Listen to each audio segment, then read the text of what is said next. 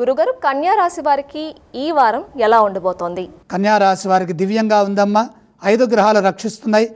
తృతీయంలో రవి, ఏకాదశంలో కుజుడు, భాగ్యంలో గురువు, చతుర్థ శుక్రుడు, షష్ఠంలో శని. శ్రేష్టమైన కాలం నడుస్తోంది. ప్రతి పని విజయవంతమవుతుంది. ఆశించిన లాభాలు కలుగుతాయి.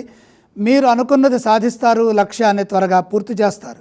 భవిష్యత్ ప్రణాళికలు విజయవంతమవుతాయి. దేనికోసం ప్రయత్నం చేస్తున్నారో ఆ ప్రయత్నం సఫలమవుతుంది. ఒక ప్రణాళికాబద్ధంగా కార్యాచరణను రూపొందించి దానికి అనుకూలంగా పనిచేయండి. సమయానుకూలంగా నిర్ణయాలు తీసుకోండి. పట్టు విడుపులతో ముందుకు సాగండి. ఉద్యోగంలో బ్రహ్మాండమైన విజయం ఉంటుంది. ప్రతిభతో అందరినీ మెప్పిస్తారు. సకాలంలో మీ బాధ్యతలను మీరు నిర్వర్తిస్తారు. తద్వారా ప్రశంసలు లభిస్తాయి. అధికార యోగం సూచితం. సాహసోపేతమైన నిర్ణయాలు కలిసి వస్తాయి. ఉత్సాహంగా ఆలోచించి పనిచేస్తే ఎటువంటి ఇబ్బంది ఉండదు. ఆర్థికంగా శుభప్రదమైన కాలం. అదృష్టం వరిస్తుంది.